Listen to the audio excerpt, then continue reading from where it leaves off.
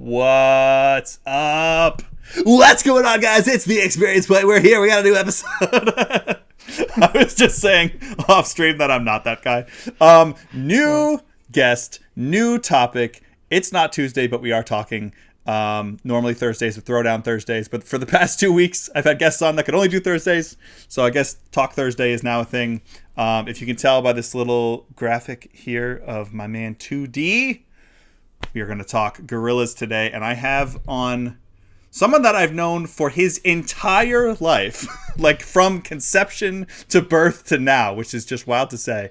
This is my cousin and music creator extraordinaire, philosophizer, all around good dude, Ryan Walters from Lunar Lighthouse.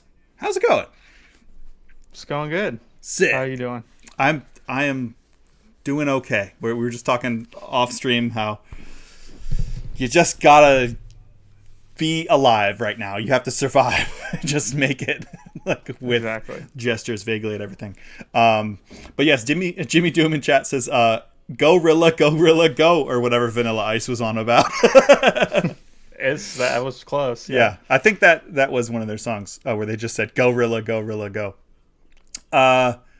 Yeah, I'm stoked to. This is the first time I've talked about music specifically, like just for the whole time. We're gonna just talk about music. So, you have been making music for pretty much half of your life that I've known you.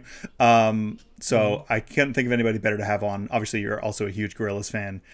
We got into them at the same time, which I've got to tell the story about because when I was texting you, you didn't remember. So I'm stoked to tell that story again. Yeah. How, like, as a music creator, how has Gorillaz,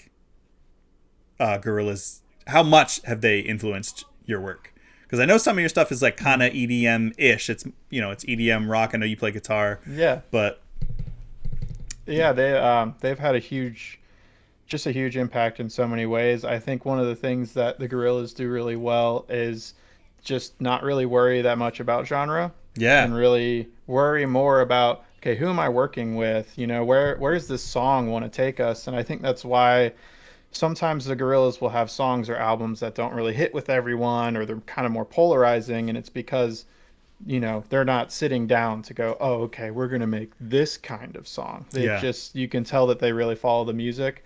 What started off as kind of like a cool hip hop project has now turned into literally like Indian synth pop is where we're at now. Right. So it's just that journey, and just the band and the sound growing as I grew that alone has had a huge impact, let alone the music itself. Just that mentality more than anything. Yeah. Journey is right. I mean, we're going to go on a journey tonight, especially with where we're hopefully the bulk of the night we'll be talking about the new album, which is titled The Mountain, which is fine. It's okay. No, I'm just kidding. It's incredible, and I loved it. If you guys have seen on my socials the review graphic that I made, I kind of gush quite a bit about it.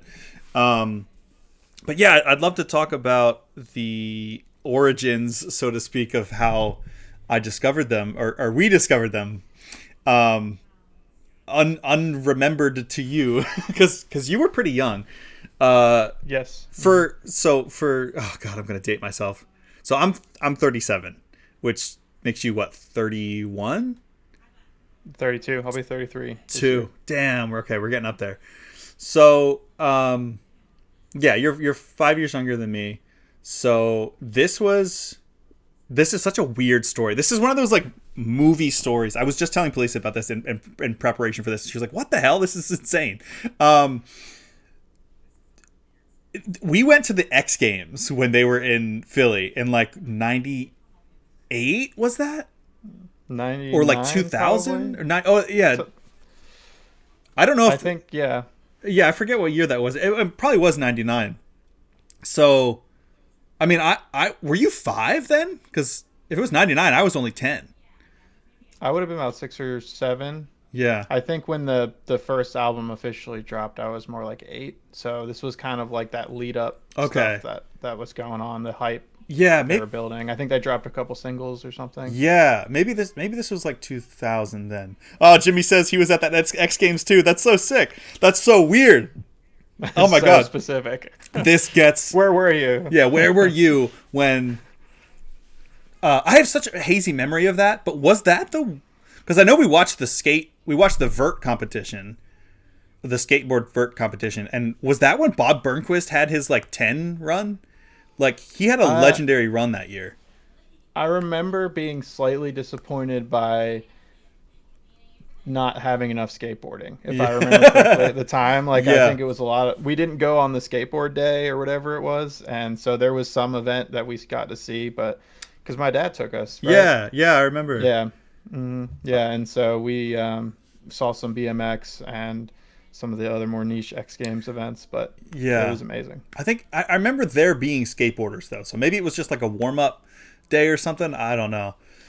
And we were so far away. Like, that event was so huge and ridiculous, and like, At the time, yeah. Yeah, we were so far away, it looked like we were playing Tony Hawk on N64. It was just like, my eyes are very bad graphics right now. Yep. But so we're there, and Jimmy's like, I am Tony Hawk. You could be, for all I know. Oh, wait, no, that's not true. You're the only one of my viewers that I've actually met in person that I didn't know prior. So, yeah, can confirm Jimmy Doom is not Tony Hawk, unfortunately. But yeah, so we were there, and there was a backpack in front of me, like someone who had sat in front of us, or maybe it was under my chair or something. And I just remember there being like a backpack there, and it was like, I think it was like a Quicksilver backpack or something. It was like a skate brand, which, you know, that tracks. And then there was on the underside flap, it was like this blue, almost denim looking bag. And on the underside flap, because I was looking to see if there's anything in it, but it was empty. And I look, and there's a sticker of 2D, like from Gorillaz, like this guy. And he was there was just a sticker of him there, and he was like in this like kind of crouching pose. And I was like, what the heck? Wait, maybe I brought the backpack and I found the sticker. All I remember is I found the sticker there. And maybe I put it on my backpack there. But the sticker, I was like, who is this weird anime guy? Because like, it's just like, I was just starting to get into anime, and you know, you see spiky hair and you're like, I don't know, what is this, Dragon Ball Z or what? You gotta know, yeah. Yeah, and we're just like, we didn't think that much of it. We're just like, oh, this is a cool looking guy, like it's cool character design. Then I remember looking up at the Jumbotron or whatever, and they were playing the music video for 2000. Mm-hmm. And I just remember them in their Jeep going down the highway, and then there's the moose and everything, and we can't hear anything, so we don't even know that it's music. And I was just like, what the hell? Like that guy is who is on this sticker that I just found. Like, this is so weird. And I was like, he must be part of... Is he an X Games mascot or something? Like, I'm like, did they give out these stickers? I'm like, there's nothing on any of this that says, like, X Game, you know? And I was just like... I remember being like, what the hell is this? This is so weird. And I'm waiting for, like, what I think is a commercial, like that music video, to end and be like, X Games, welcome to the X Games. And it just ended. Like, they get blown up by the moose. They shoot a missile at the moose, and it sneezes and blows up. And then it just, yep. Yeah.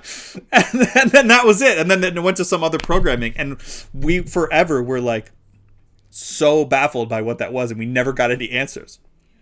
And then flash forward to, like, probably a couple of weeks. Like, I remember, again, it being, like, really soon after that. Then we hit the midnight run tsunami where most people discovered Gorillaz. I think we were probably having a sleepover or something at the, because didn't we watch it for the first time together? Yeah.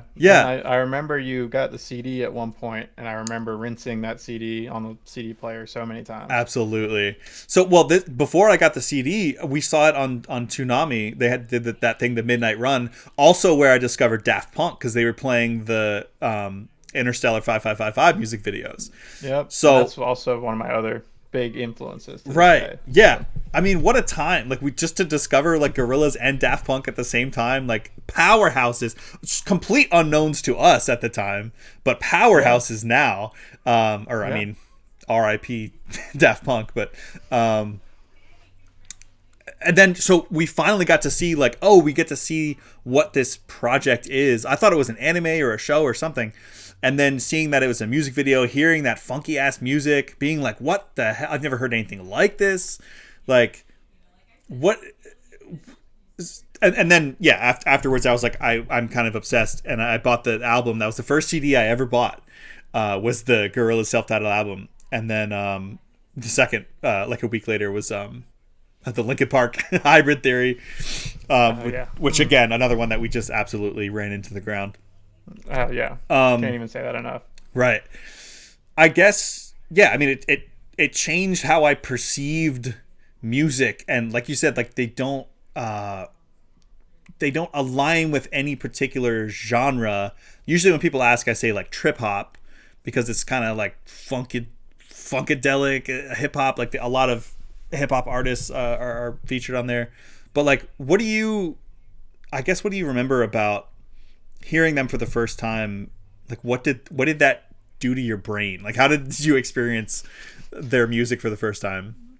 Well, it was unlike anything that I had ever heard before, in a way that I had never heard it. And so, I was like 8, so I wasn't really listening to hip hop or anything like that. I was raised in a way where it was like, oh, let's double check the things that you're consuming. Yeah. And, so like I never like strayed into like explicit hip hop or anything like that. And so then when this album came around, it was just like the perfect storm for it to fall into my lap. And yeah, I mean, the rest is history. Yeah.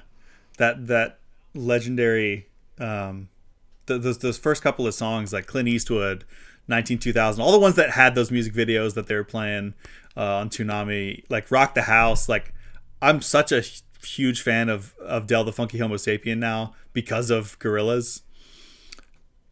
Oh no, I think my internet's... Oh yeah. Yep, me too. Yeah. Speaking of, he's going to be touring with them. Yeah. Oh, I know. Deltron 3030. Hell yeah. Is crazy. I, on a whim, on a joke, I should say, looked up tickets, and I immediately saw the price and was like, never mind.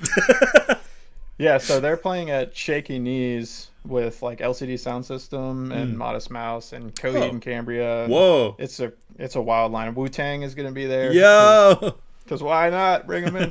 But rest in power to power. Yeah.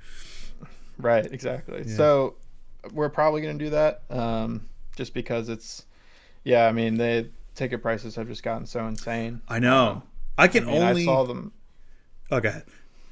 I was going to say, I saw them in 2022 when they did the tour leading up to Cracker Island. Oh, nice. Dude, I paid like $60 for a lawn ticket or something. What? Like it wasn't bad. I mean, it was like normal concert ticket prices for lawn, but now it seems like it's a lot more expensive, which is unfortunate. But it's insane. That's the way things are going. Yeah, or like, these big arenas, like you're sitting in the nosebleeds and it's still like, $150. I'm like, what is this? Like, I only saw Tool because I saw them at a festival, and it was like $200 for the whole festival, and I saw like a ton of other artists. Like, that would have been half the price of just seeing them alone. Like, it's music, like live music is like absurd right now, which is why you should support small music groups like Lunar Lighthouse. That's right. Yeah, and I mean it's tough because a lot of the artists don't really have much to do with the price surging anymore. And so like I don't know if you saw when The Cure went on their last big world tour, and they were trying to do all this dynamic ticket pricing stuff, and everything was going to resellers, and Robert Smith of The Cure actually put his foot down, which is very rare for an artist to do, and said, I will not go on tour if you do not sell these nosebleeds for $20. Wow. And that was a show of like there can be a pushback that's successful for artists that are really big, but most just play into it, and why wouldn't you? Yeah, unfortunately. Yeah, well, so we're celebrating the freaking 20-year anniversary of, speaking of Tool, 10,000 Days. And I'm not just shoehorning them into every conversation because they're my favorite band. But I remember when that album came out, just being absolutely blown away. And it's so evident in that album that Maynard, for those who don't know, the lead singer of Tool, this is a massively successful band, he lost his mom. and that whole album is about her and losing her and his anger and his sadness, obviously, and trying to process that and processing it sort of through her eyes and this like kind of pseudo religious lens. And I got such shades of that listening to The Mountain, which was, you know, it's pretty well known. Damon Albarn, singer of the Gorillaz, lost his dad, and this was kind of how he was processing that. Did you know Jamie lost his father too around the same time? No. Yeah, so they were both working on this album already, and they both lost their fathers back to back. Oh my god, that does sound that does sound familiar. You might have told me that. That's wild. Well, God, I'm so itchy and antsy to like get into into The Mountain, but yeah. So it's interesting. You had said I'll hold off on the Mountain for now. I want to go kind of chronologically before we get there. But you had said off stream before we started, like this album was kind of like a slow burn for you, and you were like, "That's always how it is with them." And I was like, "Yeah, totally." And I actually have. This is actually the first album that wasn't for me. Like every single album of theirs, like when I bought that first self-titled album, I remember listening to it. Obviously, the hits that we knew from the Toonami stuff were like, hell yeah, this is awesome. This is so weird and cool. Weird in a cool way. And then there was a bunch of the other songs that I was like, what the hell am I even listening to? Like, it's just, for me, it was like weird in a bad way. And I was like, oh God. And there was a bunch of songs that I would always regularly skip and that I eventually, like years and listens later, would come around on. And now I'm like, okay, yeah, I mean, now they're all good to me.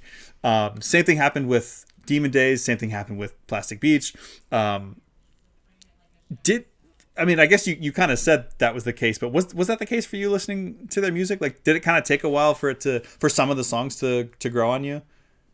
Yeah, I mean, absolutely. And I think what it is that it's so different, and it's so different each time that you just need to soak it in. Like, even if you really, really like it, like that first listen, you're just not picking up on everything that's going on. And this is true for most really, really good artists. You know, it's very dense and it's layered, and they're packing in little Easter eggs and stuff. And I think that's one thing that I really liked about The Mountain is I feel like it had the depth that we used to see a lot with, you know, Plastic Beach and Demon Days. And I don't hate on any of the new albums. I really like all of them, but I think because I honestly had to grow up to fully understand the older albums. You know, like when Demon Days came out, dude, I was probably like 12 or 13. Yeah. And I was like, yeah, Feel Good, Inks a Bop, and like Kids with Guns, right over my head. Right? Yeah. Oh, Green World, right over my head. And so like, as I got older and I really got to, you know, I matured intellectually and I got to actually kind of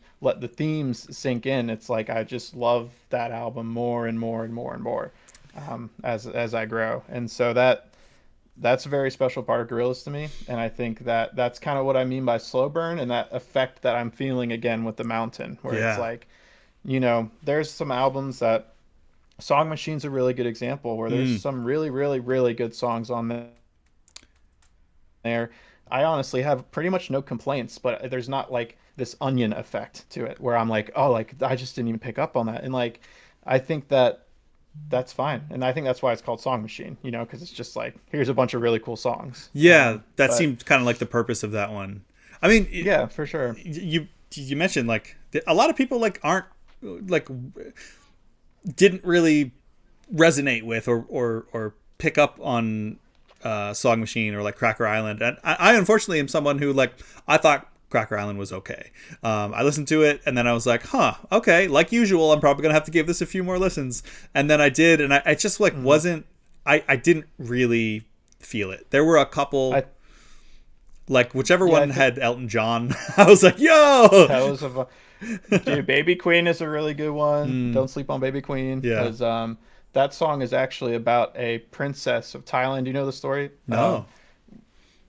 Blur played in Thailand, and Damon Albarn in the 90s. And Damon Albarn remembered playing to this they had a princess, and she was like just going berserk and just having a ball at this Blur concert. And then they went back to Thailand as the Gorillaz, and she was now all grown up. and like he played to the same princess, Whoa. and that's what that song is about. So I really do love that song. But I think to respond to, I see where you're coming from when it comes to Cracker Island, and I think that was kind of like the full effect of Damon Albarn kind of chasing this like really polished electronic kind of sound that started with Humans. Yeah. Like we kind of start to see a lot more of that more traditionally like poppy, polished, bright kind of sounds where Gorillaz is traditionally lo-fi and kind of darker. Yeah. And so I think that the Cracker Island sonically, they even hired a really famous pop producer. I can't remember his Oh, name. really? Pharrell. No, it was. I'll have to look it up. Yeah. Do you have a guy? You have a guy who does that? Yeah. A guy off camera who looks everything up for us. Jamie, pull up. Pull up. Yeah. Google who did the. No, I am usually that guy. Anyways, yeah. So I think that there's some successes with him kind of chasing that, but I think that's also why we kind of see a return with the Mountain. Yeah. He's kind of like, it's like a pendulum, you know, he kind of just took it all this direction and now he's just kind of coming back home. So. Yeah. Jimmy, find that out for me real quick. There's someone in chat. No, chat, clip that. Chat, are we cooked? Are we cooked, chat? Are we cooked, chat? Grok, is this real? It's not. No, it's not. None of this is real. We're all living in a simulation. Yeah, so More or less. Humans, I think, was the last one that I was like, I'm not trying to say like, oh, it sounded like their old stuff, which is why it was good. It resonated with me. I think I liked about the same amount of tracks on Humans to Cracker Island, but Cracker Island just felt too different. Like you said, yeah, it was just like, it's very much more poppy and less like gritty, and like you can just like hear, I love when you can hear imperfections and you can hear like kind of crunchy samples, and like they're not afraid to like mess around, which, I mean, maybe I'm talking against my own point by saying like, you know, Cracker Island was them kind of messing around into more of like a poppy, like cleaner electronic feel. But I didn't, none of them really stuck with me. Like, even if I don't like it, if it's something that will, is catchy or gets stuck in my head, like I'll remember it. I don't remember any of the songs off of Cracker Island, which is the only island I can say, or only album I can say that about. There's definitely some bangers. I think with Humans, it definitely had that like the gangs all here kind of effect. Yeah. Like it had a little bit more thematic meat to it. Like there were weird interludes, like elevator going up, like going up, yeah, stuff like that. And Cracker Island was very, very polished, and it was like all-star cast, right? I mean, Thundercat was on that. He's oh my god. Now.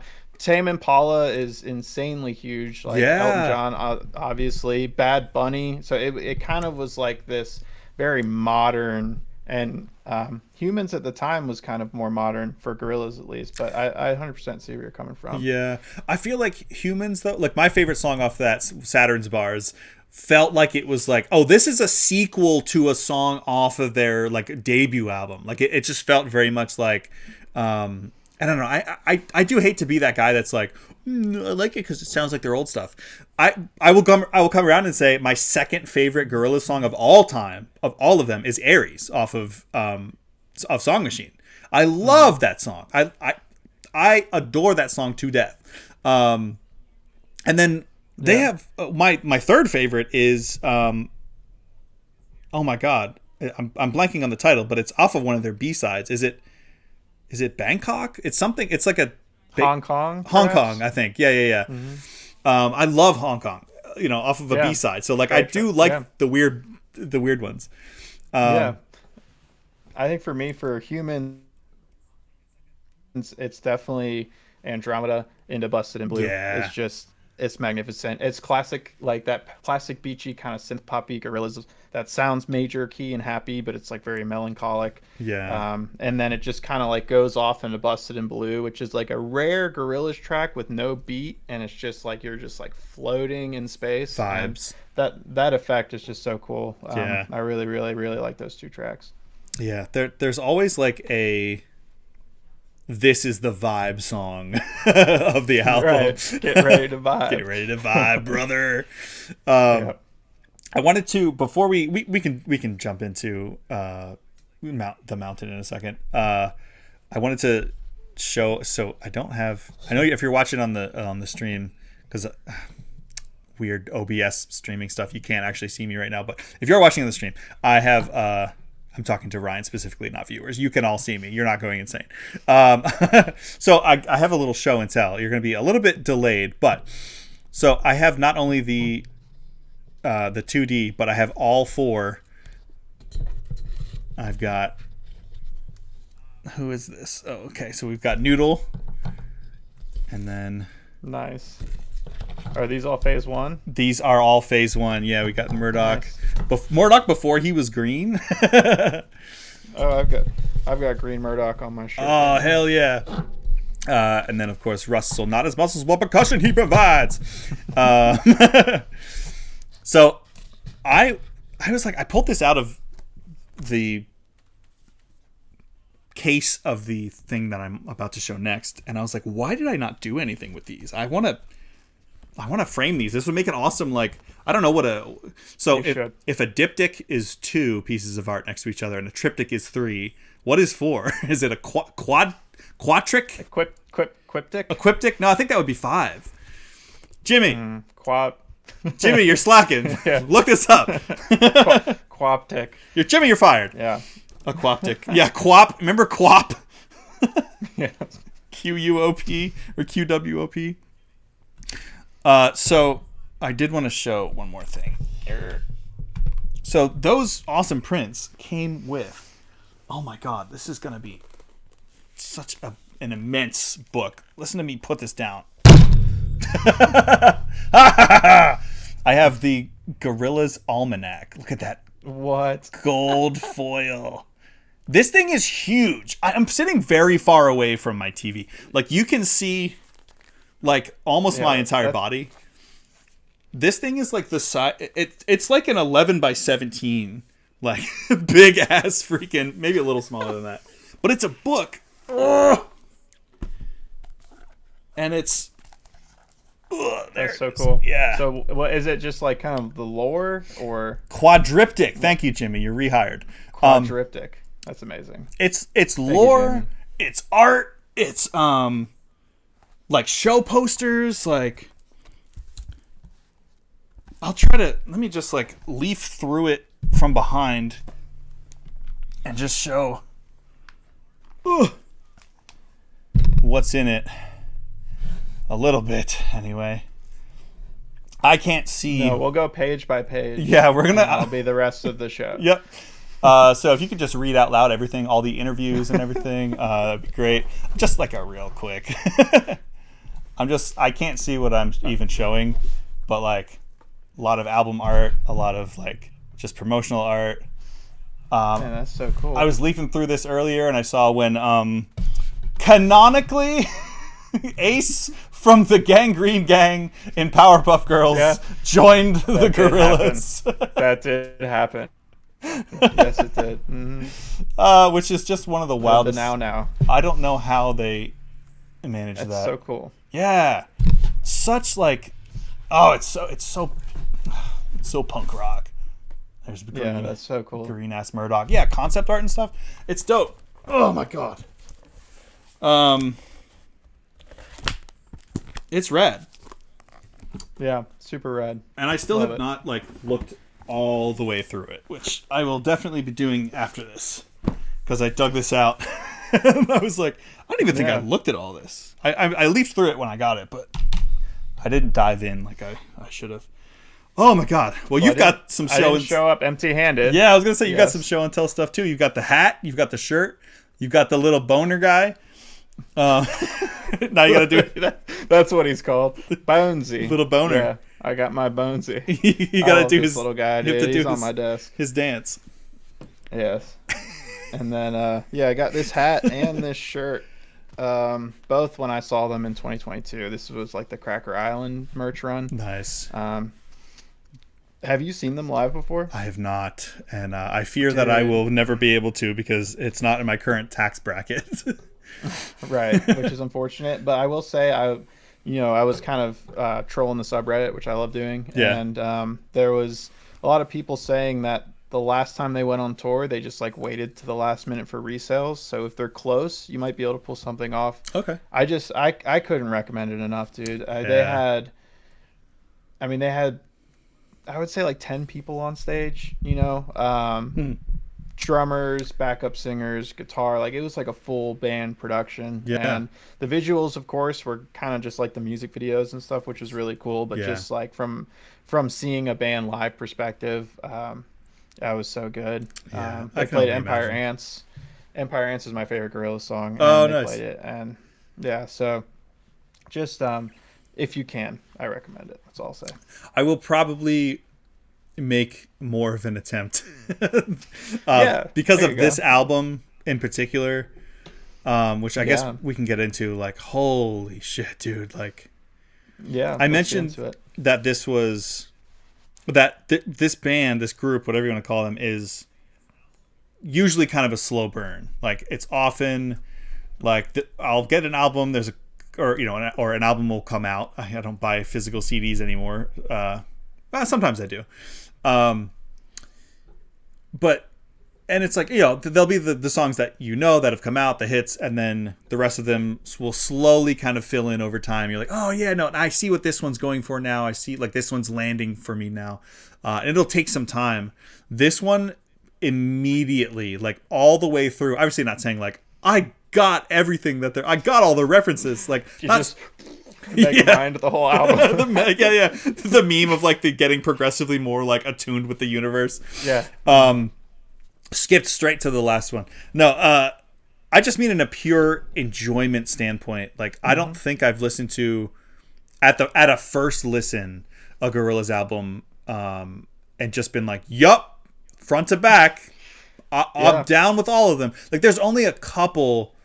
It's like in the like third quarter of the album. Like, there's a couple that I'm like, okay, like this is good, but I'm not like going nuts about it. The rest of them, like, just bangers front to back. Yeah. I get every song stuck in my head.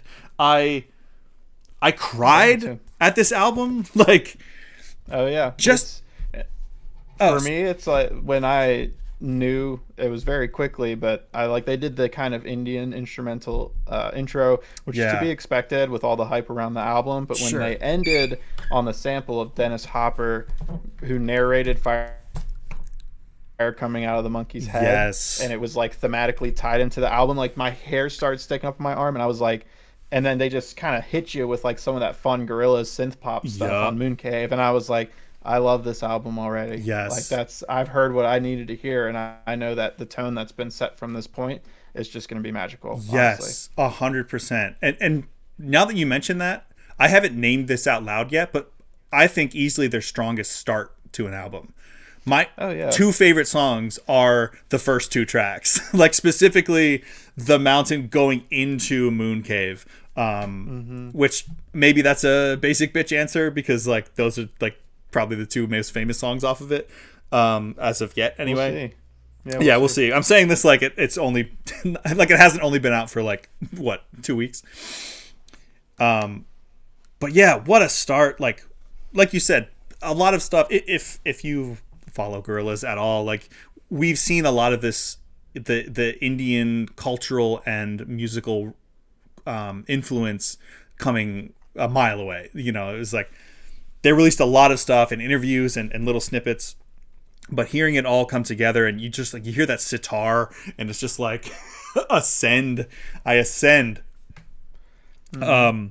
Which maybe this is just the year of Indian funkadelic like music for me, because I just discovered Do you know this group called Glass Beams? Oh yeah. Hell yeah. So They rule. I They just rule. discovered them and I was like, oh my God, this is amazing. And then the Mountain came out and I was like, oh my God, it's like more of this. Yeah, yeah. No, Glass Beams is super cool because they're really smart. Because they took that kind of like loungy, funky instrumental stuff that's been really popular because it's just really great music to listen to in your day to day life. Yeah. And they're like, well, let's just put our culture into it, you know, and they're awesome. Yeah. Yeah. I'd like to see them live. I've heard they do really good live shows. Same. But They're yeah. always sold out. Oh, really? Mm-hmm. I But believe they that. play smaller venues, so maybe in the medium to big, if there's kind of like a growing point, that would be a good time to catch them. Yeah. I'll have to look and see. Like, are they from India or are they based here? No, they're not from India at all. I think they're from like Turkey or something. Oh, okay. But I'll need to fact check that. And I think that they are pretty American, if I remember correctly. Okay. But Wow. don't fact check me on any of that. I do not know that much about this band. Jimmy, That's just fact a check faint all of this. whisper of a memory. Yeah.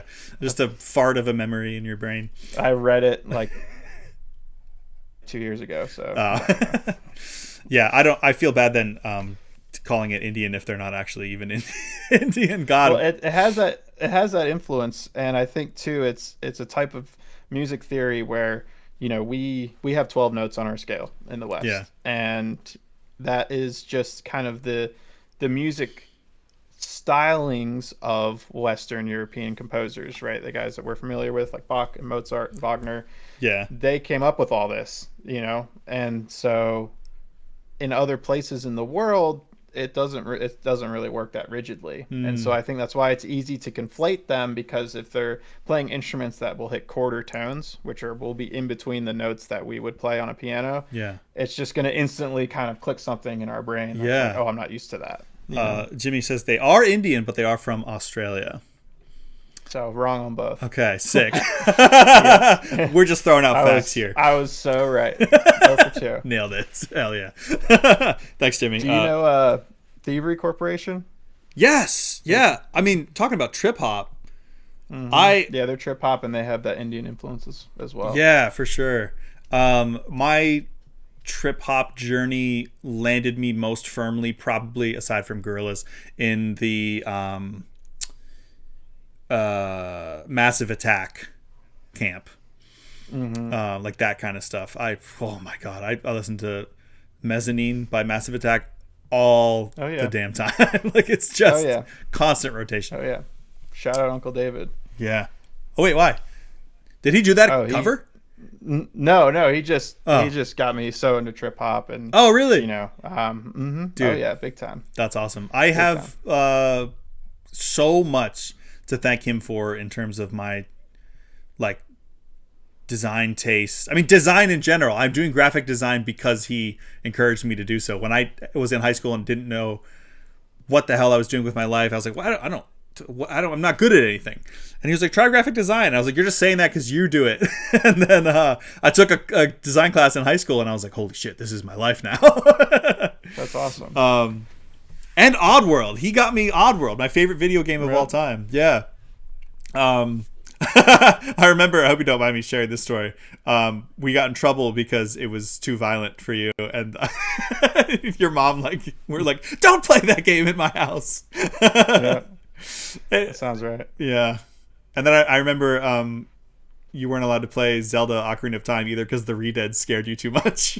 Yeah, I had some pretty serious nightmares about those Redeads. That's into right. the crypt. You go into the crypt as a kid and you first encounter them, and yeah, I was probably 8 years old, and that gave me a run. That scares me now. I mean, the freaking the thing in the well, the hands. Oh yeah, it was justified terror. Yeah, for sure. totally. But, yeah, I eventually was allowed to play it again, but I think my mom just kind of wanted me to get some distance on it. Yeah, and that's fair. Then I beat it, and still one of my favorite games. Yeah. Oh my god. Yeah. Yeah. Uncle Dave got me a copy of Oddworld just because he thought that Abe looked funny. He was like, I don't know what this is. I don't know video games, but this guy looks funny. So and then I got it, and I was like, there's a button where you can fart on command. What the hell is this? And he thought that was the funniest shit ever. He was like dying laughing. He's like, you can push a button and fucking fart whenever you want. I was like, yes. Oh man, But that's too good. I didn't understand why I loved that game. Like, obviously the character design, the presentation of it, like it was like a movie. Like those cutscenes still hold up today. But all the messages of like anti-capitalism and over industrialization and just destroying native land and stuff, like that all went over my head until I got older and was like, oh shit, like people are like, what radicalized you? And I'm like, Oddworld Abe's Odyssey. Yeah. It was probably a start anyway. Yeah. But that's honestly how I feel about Demon Days, to be honest with you. Really? Very similarly. Mm-hmm. Wow. Yeah, Oh Green World. Yeah, Oh Green World and Kids with Guns and Every Planet We Reach is Dead and Fire Coming Out of a Monkey's Head is like a really big one. Or wait, and that's what I meant, but I called it The Mountain because of the reference that's in the new album. It is also now The Mountain, yeah. And I mean, Fire Coming Out of a Monkey's Head, and the way that it ends on Demon Days, it just is like, I love that album so much because it still ends on an optimistic note. Yeah. And I feel like they're kind of just going through like all of these things that are kind of wrong, you know, with society or with, you know, what we're doing to the environment or, you know, what we're sending people to war, and it still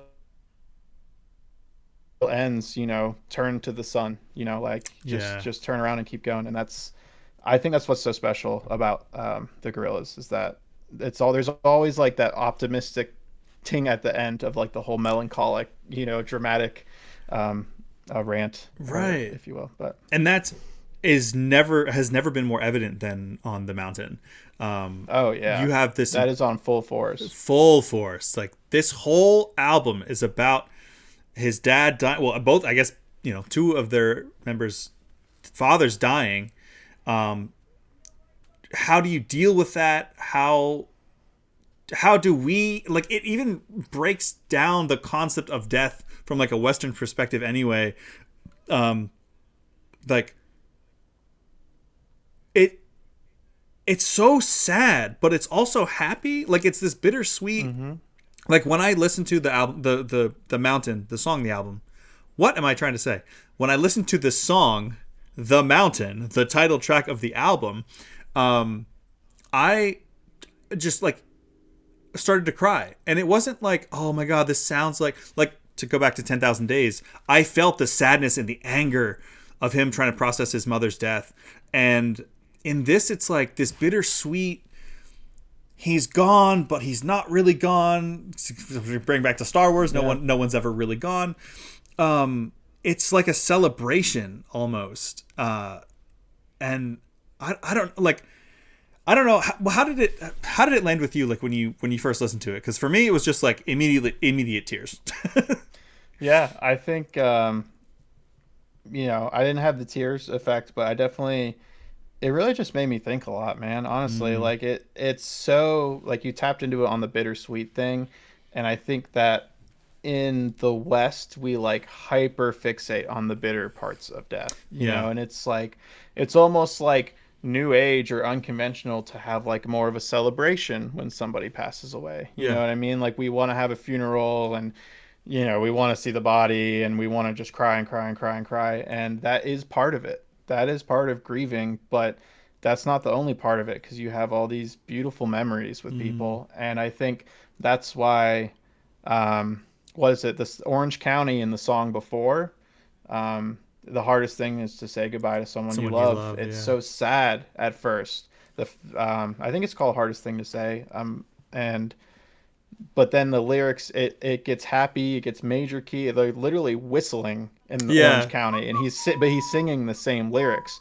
And so that interchange between those two songs, I think, shows us like the true theme of the album, which is that it's not either. They're not mutually exclusive. It's both things at once, and that it's also kind of a critique, I think, on the way that we view death in the West. You know, as we view it as this is the end. And, you know, if you're religious, then maybe the soul continues on. But for the most part, that person ceases to exist. And in other cultures, I don't think they really see it that way.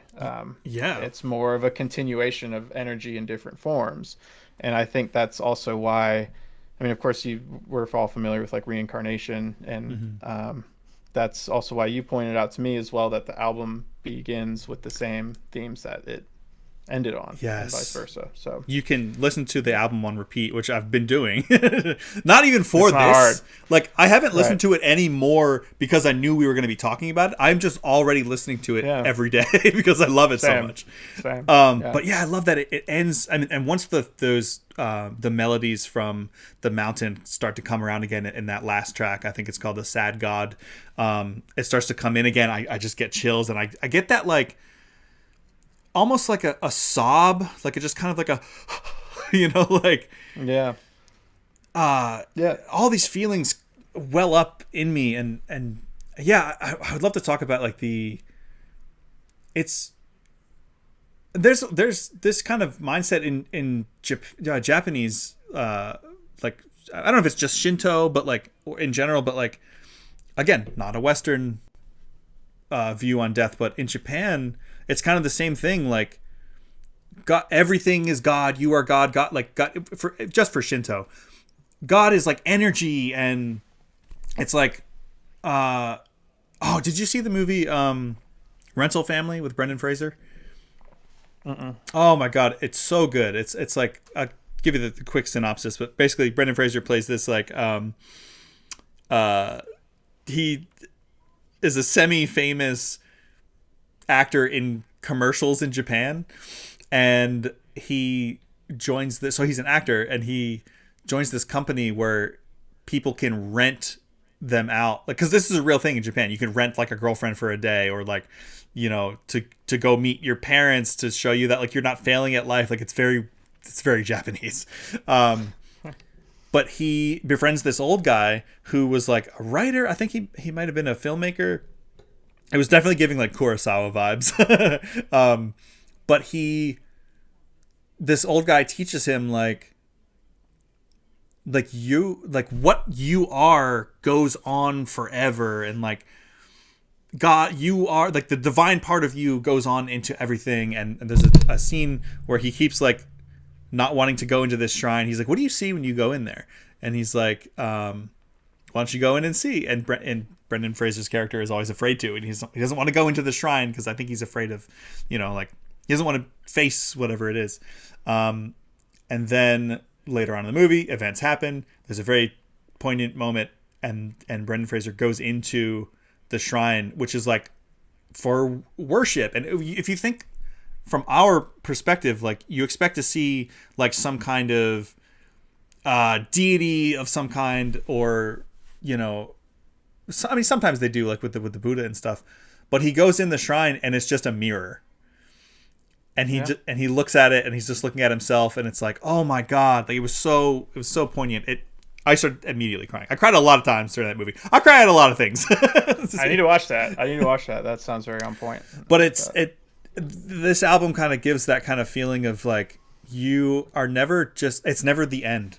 There's always something you will go somewhere. I mean, even in just our memories, like the bittersweet nature of him. I don't know what his relationship was like with his dad, but when he says your legacy frightens me. Yeah, I was just thinking about that same line. Yeah, and it's like, I forget. It's like, will I be able to hold it, or will it spoil, or something like that? And it's like, I love. It goes into every aspect and every sometimes combating and contradicting feelings of someone. Here's a perfect example. You remember our pop-up, Dave Kinsey. Yeah. He was like one of the most polarizing people I've ever met in my life. I have never been so angry at a person, and I've never but on the other hand, like I've never laughed so hard than being like in his presence. He has like said some absolutely horrific shit to me, but then he's also been like the most kind and incredibly he was larger than life in every possible way. And like when he died, which was now it's like what, 12 years. Yeah. It's been a long time, and I still I think about him a lot, and I think about like all the there's, I mean, dude was like a total womanizer, but he was like, he worked with like all these like children's hospitals and stuff, and did all this great work, and was just a fun person to be around. But he was kind of an asshole.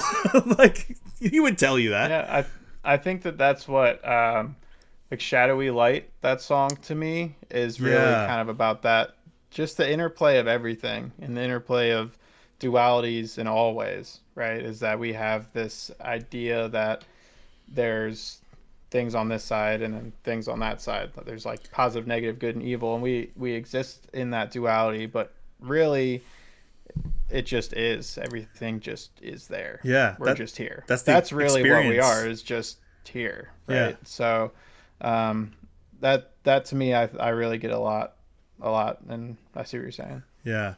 What's so I mentioned my favorite songs. I if I had to pick one, I'd probably say Mooncave. But especially the mountain leading into Mooncave. Do you have a favorite yet, or are you still? It's probably Mooncave for me too, honestly. And I think it's partially because like I'll listen to the first half of this album while I'm doing something, and then my day will go on, and I'll be like, okay, well, I want to listen to this, but I don't want to start. I want to listen to the first ones again. Yep. Because I just I do the same thing. That's hilarious. I've definitely rinsed the beginning of the first half a lot more. So Mooncave, it's been great. I honestly can't even remember the names of these. Me too. That's another thing that's like, I'm like, oh, this is the one with I really like the Plastic Guru. I actually read the story about that. Oh, do tell. So they went to India. As you know, album is about India somewhat. What? And yeah, spoiler. But they went to go visit this guru. Everybody was saying like, this guy's hot stuff. Like, you guys should go see him. Yeah. And I guess the guru found out that they were famous. That it was Damon Albarn, and that he was some kind of big shot in the UK. And so they got there, and the guru started being super duper weird to him, and didn't know who Jamie Hewlett was at all, which is hilarious. And then probably exactly how he wants it too. Yeah. And just gave him special treatment, started acting like, just like really was trying to. And then they were like televising what they were doing, and they were trying to get Damon like into the shot of what they were televising, the ceremony. And so Damon Albarn apparently had to like jet, like he had to ditch. Oh my god. And so sorry, I got a visitor. Oh, hi. He needs to sit in my lap for a second. But anyways, so that's what the Plastic Guru is that he's like, there's something off, like he just, and that's why they, I think the line is like, if you believe it, is it true? Yeah. Is that enough for it to be true? And I think it's basically a really good philosophical point, honestly, that we kind of live in a time where people think that things are true just because they believe them to be true. Yeah. But there is natural law. You can believe in gravity or not. If you jump out of a window, you're going to fall to the ground and get hurt. And whether that's real or not is another question, but that we experience it is definitely real. So I thought that song was super cool and super interesting. So that's one of my favorites too. Is that the one, there's like a very heavy British accented vocalist on that one? Like the one that's like, can you feel the lies coming on as soft as baby's breath? Is that, I think so. Okay. I believe so. Johnny Marr. Yeah, I don't know.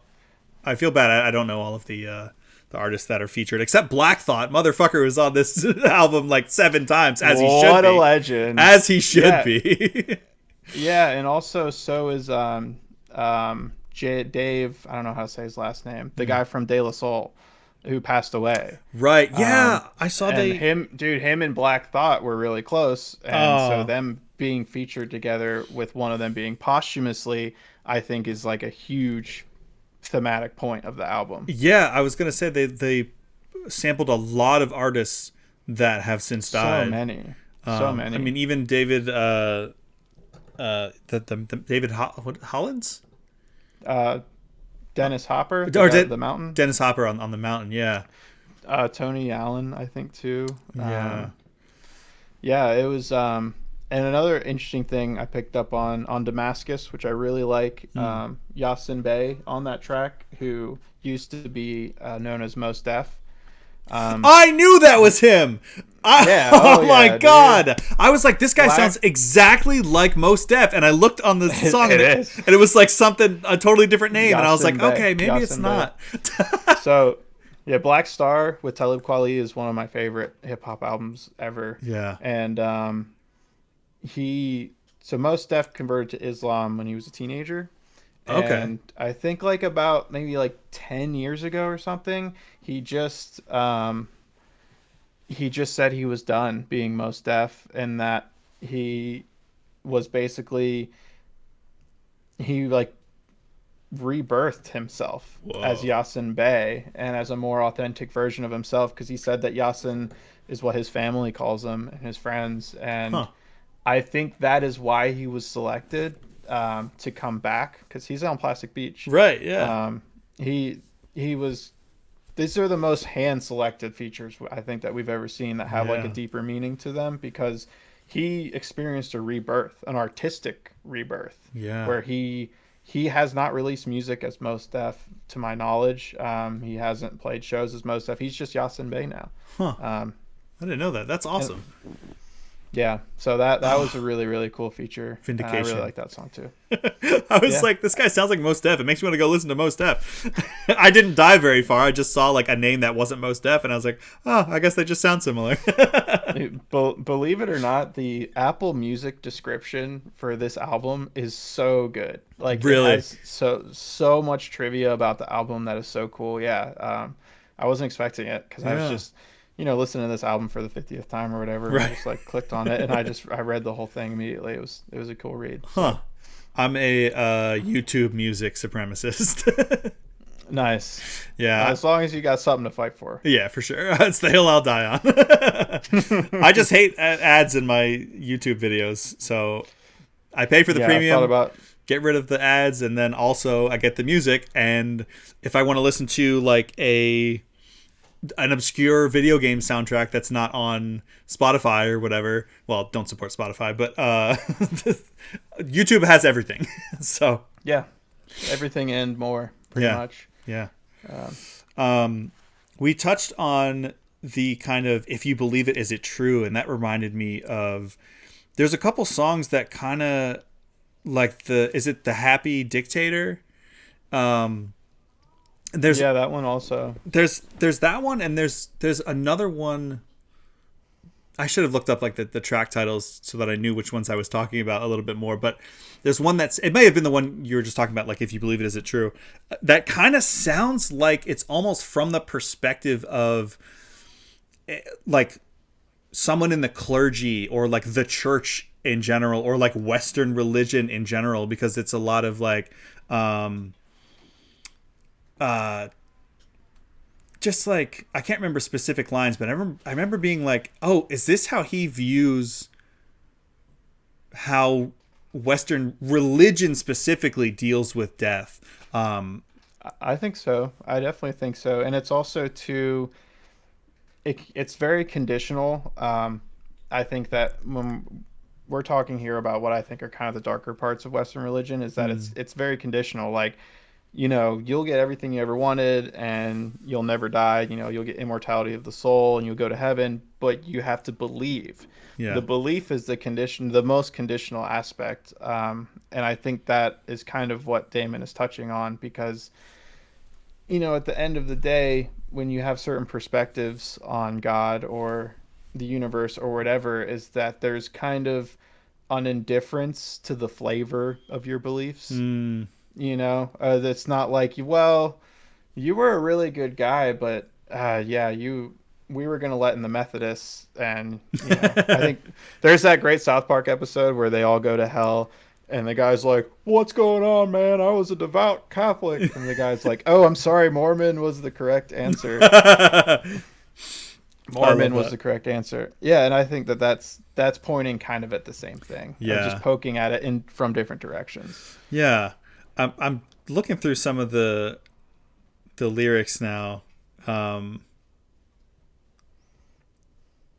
yeah. Like the happy dictator. That's the one. Like I'm the one to save your soul. Amen. You know. Yeah, Oh, everything's gonna be fine, so you can sleep well at night. yeah, Just ignore everything that's going on in the world and around you, and just pretend it's fine. yeah. If you're That's empty and distracted and your broken heart is full of rage, like I'm your soul, your mhm. resurrection, the love, and then like the almost poking fun, like oh what a happy land we live Oh in. yeah, Like it just feels like oh my god, my girlfriend just showed me the the Shrek the musical, so I think this is why this came to me. It feels like the dolls singing in Duloc, like about how great it yeah, is, even though it's yeah. not. Oh yeah, yeah, exactly. And I think that is Damon Albarn really loves that tone, where we're playing in this kind of major sounding key and it sounds happy, but there's this like melancholic undertone. That's his bread and butter, dude. Yeah. You also, I don't. Is it Orange County? There's one where he's like, what's the one where? Or no, I think it's after that one. God, I love when he says, "I'm not your enemy. Your legacy frightens me. Will I keep it Hmm. gold or will it spoil?" Um, oh, the God of Lying. That's probably the one I was looking for. Yeah. I wonder if by the title it was the God of Lying. Um,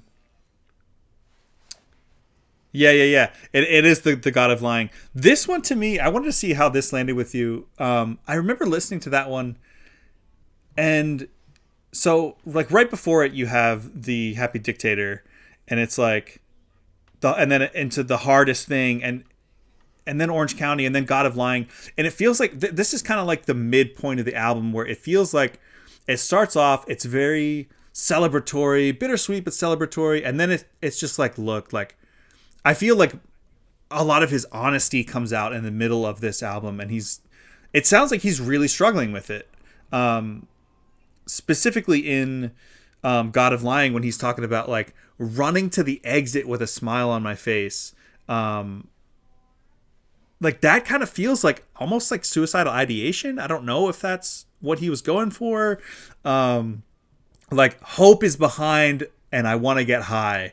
Like it's almost just like they're in this despair, like looking for a way out, whether it's like drugs or like taking the self checkout line. Like hope is behind, like running to the exit with a smile on my face. Like that feels like despair, but a despair that you can't let other people see. And Hmm. I just that hit me like, oh my god, like not to bring it back to something personal, but like I remember when Pop Up died or when Nana died, like I felt like I had to be so much for so many people, like particularly my mom. Like that's her parents, like uh I felt like for both of those deaths were the two hardest deaths in our family that I've had to go through anyway. I wasn't like allowed to feel that yet. So I kind of resonate with like running to the exit with a smile on my face. Like it sounds like he's dying inside. But you can't. You have to keep that smile going. I don't know if Yeah. that's how that landed with you, but No, that one hit me really yeah, I hard. think yeah, I think that to answer the your question about that, how I felt about that track, I think that one's still taking some time to soak Mm, in for me. I haven't really fully absorbed it, but I definitely have absorbed your reflection on it, and I mm, think that I just know like when people die, like you just get so busy, like you just have mm, all this stuff to do, and you're not we're not permitted to sit with our feelings, and I think maybe that's a reason why, when in a society like America that lives in constant states of distraction, yeah. in constant states of escapism, um, Capitalism. yeah, Go back. When can you go back to consume. work? Yes, exactly, and I think it's just kind of embedded into our nature to just kind of push things away and push them away and be like, oh well, I can't sit here and be sad because I gotta get on an airplane, you Right. know. And Yeah, you had to it's travel for Nana's funeral. Like I yeah, and did. I mean, I pop-ups. did too. But Yeah. oh yeah, and pop ups too. Right. Uh, Hmm. that was I was quote unquote lucky that it was only a couple hours away.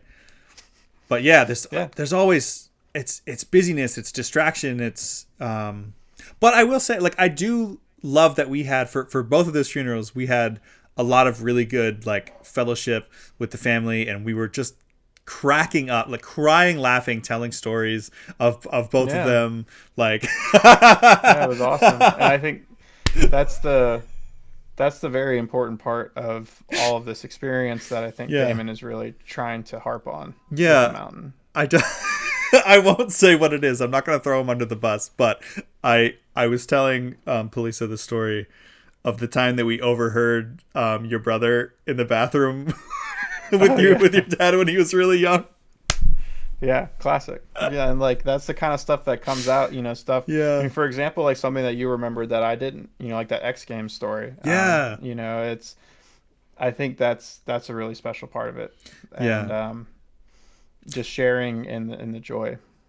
Yeah, I can't even I don't think, and I said this when we were there, I don't think the entire family will ever all get together again like they did for Nana's funeral. Like that brought people in from California, Arizona, Georgia, Florida, all over Pennsylvania, Jersey, like oh just the entire Hmm. country just like combined because she brought so many people together. Like she was like kind of like the matriarch of the family who like hasn't even spoken to each other in years. Seeing Uncle Dave and Uncle Tim interact was like the Yeah, weirdest thing to me. I'm like those are the two most polar opposite people I think I could imagine like yeah, interacting together, but like they're stepbrothers, but they're brothers, and now they're like strangers, and it sucks that it took something like Nana passing away to get everyone together. But that I also didn't mean for this to go this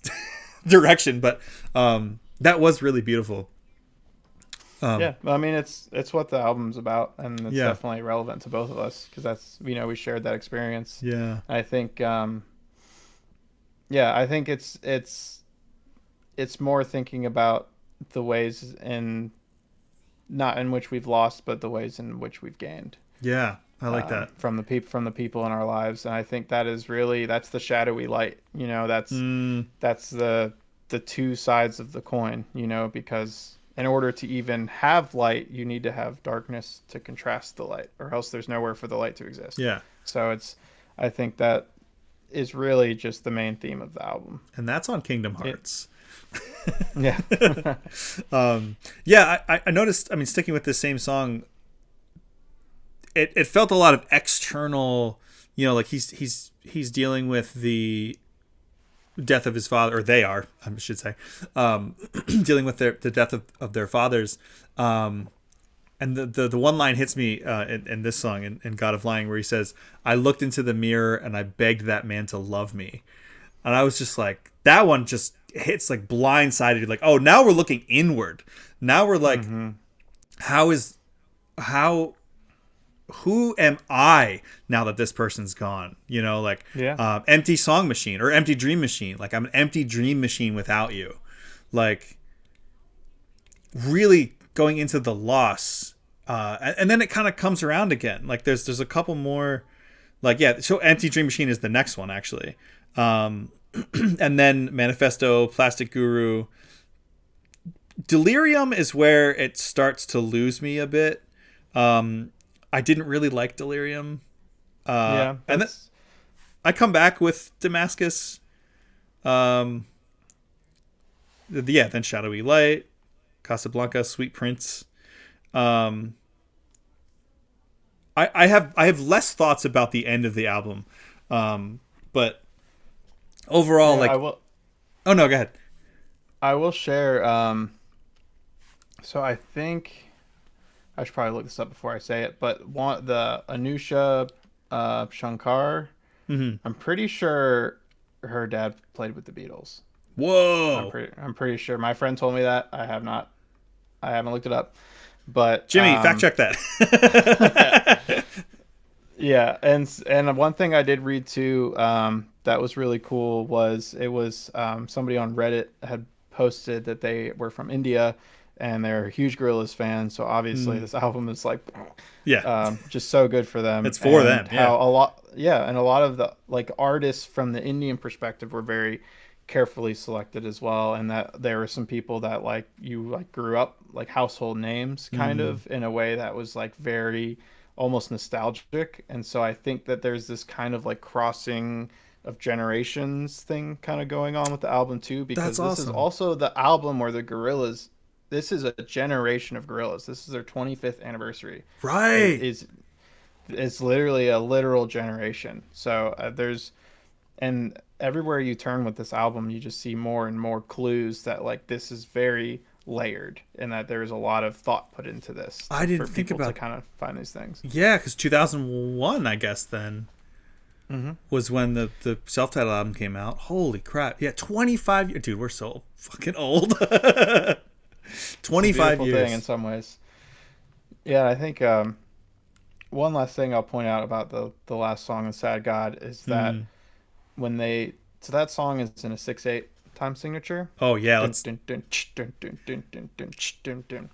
dive into this And stuff that I have no bearing on yeah, whatsoever. sure. No, and what's really cool is that the mountain, the theme from the mountain is not that's in 4/4, which is what we're used to. Like those are like the two most common time signatures, and they're kind of going on top of each other, and they slow the theme of the mountain down so that it can get that 1 2 3 4 5 6 1 2 3 4 5 6, and Oh, it's kind of it's called a polyrhythm, and that is by far the most popular polyrhythm. It's really popular in like metal, like Black Sabbath did a ton of those on like the dun, okay. dun, dun, dun, dun, dun, dun, dun.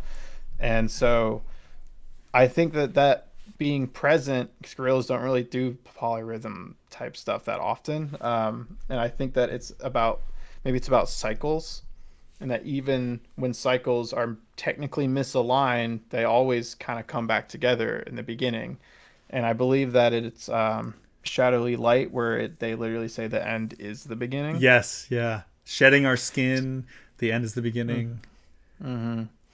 And so it kind of it's all the themes are kind of interplaying and tying in together to kind of it reminds me almost of like Alan Watts or Ram Dass, who are some really important figures just when it comes to merging the East and the Western.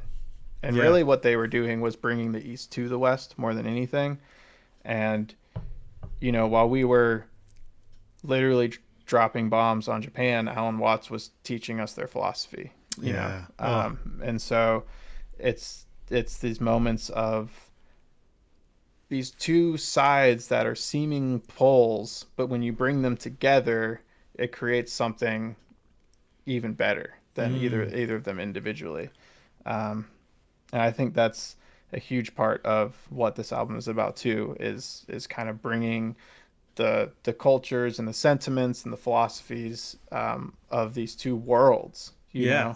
and into one new thing that is different than either of them individually.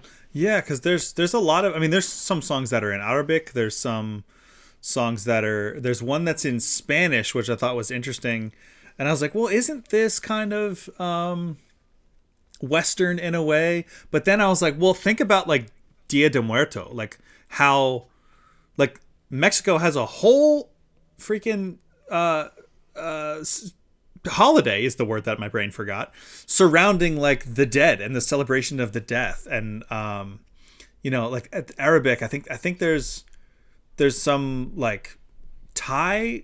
I don't know if there's a Thai artist on there. So they pull a lot of like artists just from all over, like non-Western. But then of course you have like the artists like Black Thought to come in and just be like, yeah, it is like an East meets West thing. I like what you said about it's almost like the better than the sum of its parts, like the kind of fusion of the East and the West, which is like where it really lands. Because at first I was like, when I heard that they're like, oh yeah, he went to India and I was like, oh my god, this is gonna be so. So the white dude goes to India, and now he's just gonna appropriate their culture and music, and I was like, oh god, this is gonna be so cringy. Yeah, and then I heard it, and I saw like, oh no, like they. It seems like they're doing this like really respectfully, almost like with the same reverence that he gives, you know, black culture when bringing in hip hop artists and even just playing a hip hop sound. It sounds like it's done respectfully, you know, like, and here's any chance I can get to shoehorn this into a conversation. It feels like Jet Set Radio. Like there are, like freaking Hideki Naganuma is down. Like he is down for the cause. Like that was so respectful to hip hop culture and black culture and graffiti and breakdancing and stuff. And it feels like they did the same thing here with this.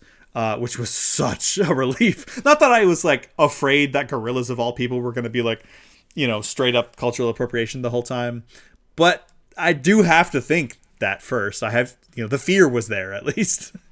Right. Well, and that's not a new relationship either. I mean, Damon Albarn is British, and so the relationship between those two countries has kind of followed this track for centuries. Yeah.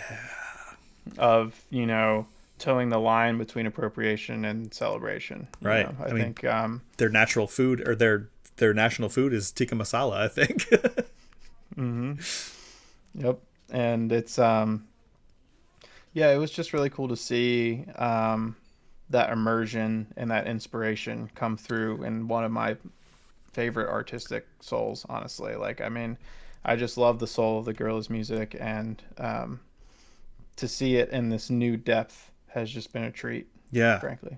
Did you watch? A treat is right. I was so pleasantly surprised. Not pleasantly. That sounds like I was expecting it to be bad. I was surprised that out the gate, just about every single track was just like, that was amazing. I'll have another, please. Like, I know I mentioned it before, but like, there's a couple of songs that I still need to like, I think, give some more time, and I hope that I come around on, where I feel like it kind of loses a bit of steam for me anyway. But yeah, out the gate, I'm hesitant to say that this is my new favorite album of theirs, but I mean, just from sheer volume, I can tell you right now, I haven't listened to a single album of theirs this many times since the self album, like in a row, like right when it comes out, like since the self-titled album, like maybe Demon Days. But it's just every single day, I'm like, oh, that's time for Gorillaz. It's time for The Mountain specifically. Right. I rinsed Humans a lot for sure. The Now I rinsed a lot. I mean, honestly, but yeah, like I was saying, it's just something about the depth of this album has just been. It reminds me of the old albums where it took me more time because I just had to grow up and gain wisdom to really unpack it, and that's why it had that effect. And this one just has that effect right away, and it's just been so cool. It truly feels like a level up for them. Yeah, like what do they do after this? You know, like who knows? They don't have to do anything. They true. Never did. I mean, really, Plastic Beach, they were gone as far as we were concerned. And looking back on it, it wasn't even that much longer in between albums, but I guess Damon Albarn had started doing a lot of side projects or something, and it kind of like seemed like it went cold, and then all of a sudden Humans was out, and then everybody was up in arms because there wasn't enough Damon on Humans. I don't know if you remember that whole thing. Vaguely.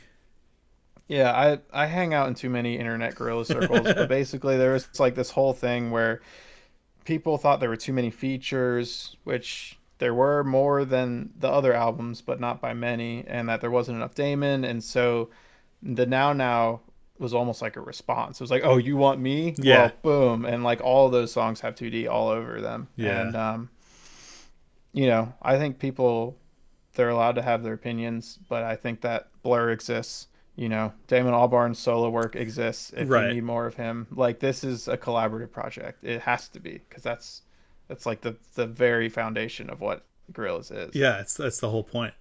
I love the did you watch the short film? No, I didn't. Oh, okay. So There's like an animation. It looks like they just took the Jungle Book. Uh-oh. Did I lose you? I'm here. Oh, weird. My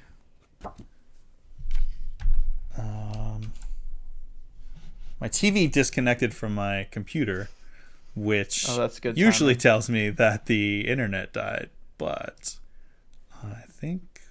Oh. If I'm still talking to you, then we're still live. So I hope. Yeah, anyway. I can hear you. Weird. I can hear you. Okay. Wow, this is reconnecting. What the F was I just talking about? I totally lost my train of thought. I lost it too. I'm sorry. No, it's okay. The animation. That's still right. The short film. Yeah. Thanks, Jimmy. Jimmy said he still sees us both. So yeah, they released this. I don't have to put 2D back. I feel like he was blocking half of me. And I'm more famous than 2D. They put out this. It's a short. It's almost like a sampler of the album. Like you get the mountain, you get Moon Cave, and then I think one more other song that I can't remember, but it's like an 8-minute long, maybe like 10-minute long music video, like how they used to do, but it's all them like walking through India, and like it's kind of like they just took Jungle Book and we're just like, do this, animate like this. And there's some straight up like one-to-one references to the Jungle Book specifically, but it looks hand-drawn, like it's really pretty, and just seeing those characters like interacting again, like I love the, like there's such a unique, like they all look and feel so different, and there's just a really cool scene. It actually starts with Noodle like as a kid, and then she grows up and then is walking through these woods and then sees like 2D and Murdoch and Russell like coming from different paths, and they all meet up in the center and they all start like walking together again. And it's gorgeous and awesome. Highly recommend. That's cool. Yeah, that's what I showed. I wanted to like show Palisa the album, and I was like, I'm not gonna make you like sit down, and because she doesn't really know them. I was like, I'm not gonna make you sit down and like watch this or listen to this whole album. And so instead I probably took just as much time showing her like a bunch of their music videos.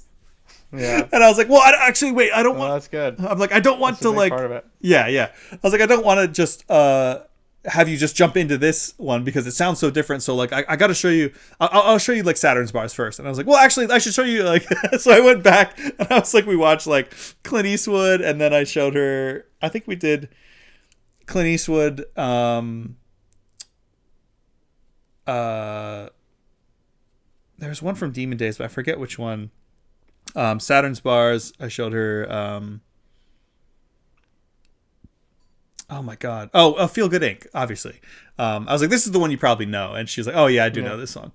I was like, "Okay, good," because I would be concerned if you didn't. Right. But then we watched that short film, and she was like blown away. Like she's like, "I don't know who these guys are, but like I love this." Oh yeah, that's awesome. But yeah, you should check out that animation. I need to, and I'm so bad about the lore. Like I listen to the music so much, but something about, like, I really like the art and stuff, but I can't follow it. There's like a loose storyline that kind of continues through the albums. Some people are really into the lore. But, I've watched like a 5-hour YouTube video before of somebody explaining all the lore, and I still don't get it. I was like, Noodle was like replaced with a robot at some point. There was Cyborg. Yeah. Noodle. Yeah. It's like, what? Yeah. Why? Do you know why like 2D's eyes changed from black to white? Because it's symbolic. It's because Jamie just wanted to do that, probably. I mean, I think that they just are just creative spirits, and they just do what they want to do, and they're just gonna retcon whatever they need to. That's fair. And it's funny. It reminds me of when the guys who did Always Sunny, they did a podcast very briefly where they kind of were like breaking stuff down, and there was so much stuff that like people thought was a callback or thought was an Easter egg, and they're like, oh no, we had no idea. I love stuff like that. And I think that there's a lot of that with the Gorillaz too, because these guys, I mean, there was a point where the Gorillaz were like 3D, Like, Yeah, I didn't like that. yeah, it didn't sit right with me, but that they were just exploring, man, Yeah. and that's what they're gonna do, and that's they take us on those journeys with them, and that's why we love them. Yeah, for sure. I will always advocate for doing the weird thing, trying something new and different. Even if it doesn't land, I would rather that than being bored, Like Yeah, when I review media on here or experiences, I put a bunch of my review graphics on the Experience Point Instagram that's down here that you can follow me on. I do it on, I don't know if I came up with this, like I'm sure I'm not the first person to do this, but I do them on like a U curve. So it kind of like it's a 10 and a negative 10. It's not just 1 to 10 or 0 to 10. A 10 and a negative 10 are actually at the same level of enjoyment. And then it goes down and they both meet at 0. Because I think the worst thing you can be is unmemorable and something that just does not move you at all. Like, I would rather an experience that is so bad that it's good. Like The Room. Have you seen The Room? mm-hmm. That's a negative 10. That's like a disaster piece. That is the negative 10. That's like, I don't know what a 10 would be. Maybe like Aliens, like one of those, like Princess Mononoke, maybe like one of those. Just like this is That's just 10 for me. Perfect movie. But I do know a negative 10 is The Room. So like, right, we found the floor. Yeah, right. And so I would always rather push the envelope, do something different and weird, even if it's like it's not for me. It's gonna be for somebody. And like I said, the worst thing you could be is boring and forgettable. So move the needle, and that's why I think that the calls to kind of return to the old sound are weird because it wasn't 1997 or 98 or wherever where Damon and Jamie were sitting around being like, dude, we should play it safe. Right. Like at the time that was so weird and groundbreaking and in so many different ways, and they're just still in that mindset. And I think that's also part of the reason why some of these albums age very well. Humans was not well received. I remember Plastic Beach was kind of iffy, like especially from the critic perspective, but they've aged so well because they just did whatever they wanted to do. Yeah. And that's the way to do it. Yeah. We, like you said it perfectly. That's why we love them. Mm-hmm. Well, as we're wrapping up, I'm going for like an hour and a half. I did want to ask I don't want to put you on the spot, but we talked a lot about philosophy and just like experience, and if you would like, you are currently getting involved in some kind of philosophical, I don't want to say too much. Is there anything that you want to share about your current endeavors? Yeah, sure. Was any of it, or how much of it was maybe inspired by some of this philosophical side of maybe not Gorillaz, but music in general? Yeah, well, that's a great question because there are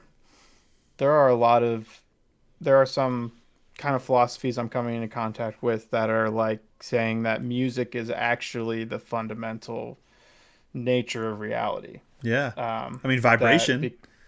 Right. Frequency. And vibration and the harmonies of different frequencies, and that all of these frequencies we create the world by turning these frequencies into sights and sounds and touch and smells and stuff. And but yeah, for me, I mean, I'm just I'm kind of just a journeyman, just doing my own thing. And kind of, I went to school for philosophy, and it was kind of very traditional philosophy education. I've just kind of kept exploring and making music and, reading about different cultures, different religions. And I have kind of like a personal blog website thing. This is called Opus Humanum, which means the work of humanity. It's actually originally a Catholic term, so I appropriated the shit out of that. Nice. Hell yeah. Catholic. They can deserve that. They deserve it. yeah, for sure. Take one back. Yeah. And, but really, for me, what it is that I've kind of, I've always been curious about this stuff, but I have seen culturally we are all becoming more and more curious about, what's really going on here. What am I really experiencing? Why am I here? I think that times are very existential. We're asking ourselves a lot of these questions now because things feel like they're not going so well for a lot of people. And I think now more than ever, it's a great time to do what Damon did and just reach somewhere new. Doesn't have to be India. It could be Buddhism or Taoism. It could be, Indian philosophies and Hinduism. But really, I think we're all kind of searching, and I see, especially on the internet, people kind of falling into traps, into kind of hardcore negative thinking, or that is just kind of bound by wanting something better. And I think the reason that I started this blog, Opus Humanum, is because I have been reading about this stuff for a while, and so I kind of just am happy to share. Is really where I'm at. I'm not coming from a place of authority. I'm just coming from a place of, hey, this is what I learned. And I know that you're helping me with some of the branding and stuff, and I'm helping you kind of on some stuff on this channel. Yeah. So that's really exciting. I want to talk about that. But yeah, if that's interesting to anyone, it's opus-humanum.org. It's just a free newsletter that I host, and I post about once a week, maybe a little bit less. And then musically, I am in a band called Lunar Lighthouse, which I've been doing with one of my best friends for a long time, and we've been working really hard on it, and we just love making music together. And I do have one more project to share, if I may. Please do. Chelsea, my partner, and we've been working on a YouTube channel, actually. It's called Isosonic Labs, and we're kind of just we call them lab experiments, where we're just kind of doing like brown noise to help people sleep. We're working on like ambient. That's my favorite noise. Brown noise? Yeah. Yeah. So which sounds like a fart joke. It's not. Like, brown noise is the best. Yes, it is, because it's the softest. It's soft, yeah. Yeah, and we actually we use this plugin called VCV Rec, which is a modular synthesizer that has noise generators built into it. And so we generated the brown noise ourselves, stuck that into Ableton, and kind of like even softened it even a little bit more. Whoa, it's a soft, runny brown noise. Yeah, it's soft and runny brown noise. Yeah, the best kind. And we just started it, but just kind of sharing what I'm working on. That's sick. What's the I'll follow you right now on if I'm not already on YouTube. Yeah, it's called Isosonic Labs. So it's ISO hyphen Sonic Labs. Oh, there it is. You got one more subscriber. Nice. Thank you. Yeah, and I've told you this before. I texted you when this song came out. I still bump Pieces all the damn time. Thank you. Please go listen to Pieces by Lunar Lighthouse. It's such an incredible song. It's so catchy. I always find myself every day just going like, we're picking up, we're picking up, we're picking I appreciate that. It was dope. I like I said, I'm not just saying this because you're my cousin and I love you and I want to support you. That song is genuinely like top. I don't even know. It's in my top songs. Like that means a lot. Genuinely an incredible song. Yeah, that really means a lot, man. Thank you. Yeah. Well, thanks for taking time out of your I'm so used to saying Tuesday for Talk Tuesdays. Your Thursday to talk to me about life and death and music and philosophy. And this is a deep one. Yeah. I appreciate the time. You hinted at it. You'll probably be able to hear soon some work that Ryan is doing for the Experience Point, and see some branding that I'm doing for. We're living the every Republican's socialist nightmare. We're doing skill trades. Skill trade. Yeah. No money involved. No capital. I know. I'm like, what can I do for you? What can you do for me? Yeah. So we're working on some stuff. We'll catch up. It's getting kind of late now, but we'll catch up on the sketches that I just sent you today. Probably another time because I gotta get up for work. Gotta do that thing. I got to do that freaking capitalism thing until both of our creative projects blow up, and we can quit our jobs. This is the capitalist Yeah. reality And at we the end live of the in. day, it's just, I just love to do this stuff, man. Yeah. I love messing around on my computer and making music come out and making words and just sharing and I think that's what life's all about for me. Yeah. So That is pretty spot on to why I started the experience point. I was telling you off stream, I literally am just like, these are the conversations I have with my girlfriend and my friends, and it's just like you and I, like I was just like, I should be recording this. I should put up a microphone. Maybe, I don't know, maybe nobody wants to like hear our ramblings, but it's cool to go back to, if for nothing else than to celebrate the experience of it. Like, this is what, like you said, what life is all about. We are just experiencing things, and I love to talk about how things land with us, what resonates with us, what moves the needle, so to speak, and or increases the frequency, like you were saying. Right. Yeah, and that's legacy. Yeah, that's what we're doing. We're building our legacies. So hell yeah. Well, thank you for spending your evening with me. I will say what I always say when I sign off, which is thank you, guys, gals, non-binary pals. Take care of each other. Take care of yourselves. Go to therapy. Drink more water. And I usually end with a recommendation, but I think there's only one more. Yeah, cheers. There's only one thing I can recommend this evening, and that is go listen to The Mountain by Gorillaz. If you don't want to listen to the whole album, watch the short film. I think it's just called The Mountain on... or no, I think it's called The Mountain, The Moon Cave, and The Sad God, because those are the 3 songs that they put together. It's an awesome taste of the album and a really cool animated project too. Jimmy says, cheers, homies. Cheers, Jimmy.